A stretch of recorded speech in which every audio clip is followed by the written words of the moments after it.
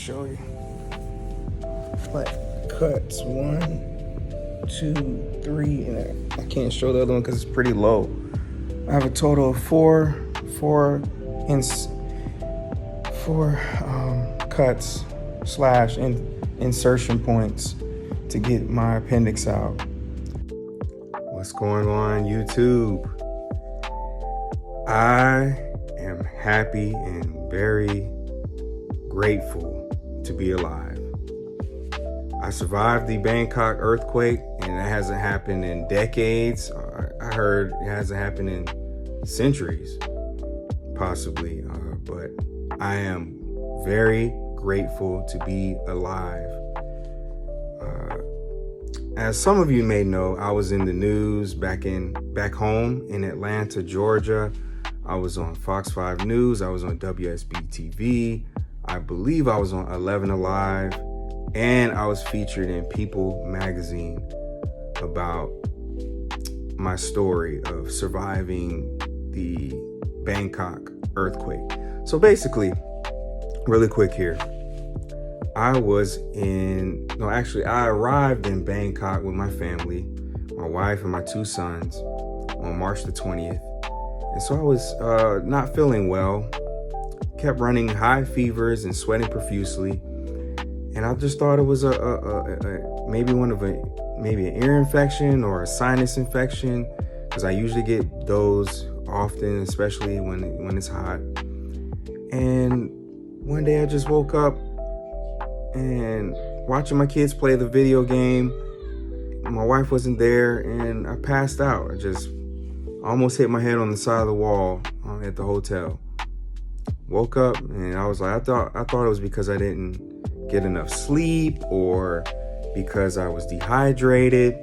And then it happened again. And I wake up and I see my son is saying, no, no, no. My oldest son, he's screaming, no, no, no. And then I see my youngest son, he ran in the hallway, grabbed a staff member, one of the cleaning staff. And then I'm just like, what happened? And I see my wife is crying, my son's crying, and they're like, you passed out on us and you turned purple. So long story short, I had a heart attack. And then I had sepsis. So I had sepsis due to an enlarged appendix. So I had appendicitis, I had sepsis, and it caused my blood pressure to be irregular. So it became very low to the point where it caused a heart attack. So I had to get a cath lab surgery completed, and then I had to get an appendix removal.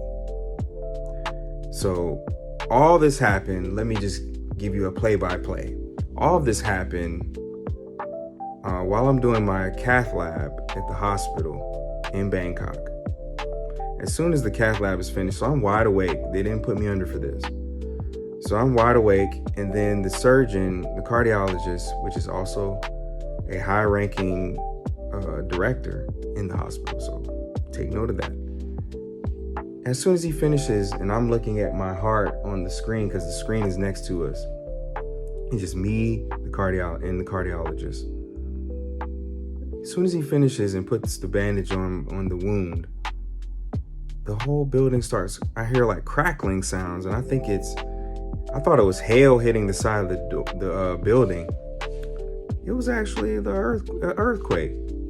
I thought it was like a tornado or something slinging, before a tornado, hail happens. I thought it was hailing. And then I see he exits the room. The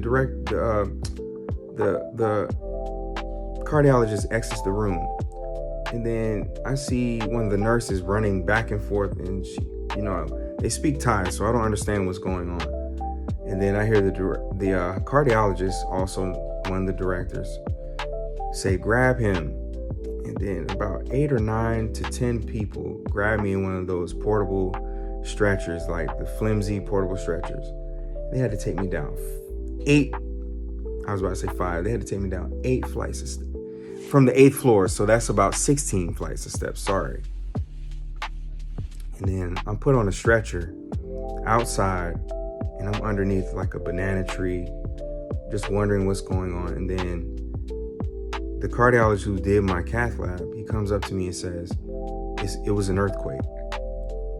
And I was like, between the time of me going from upstairs to downstairs of the hospital, I Googled what happened in Bangkok, and it was actually an earthquake in Myanmar, which is the neighboring country of Thailand.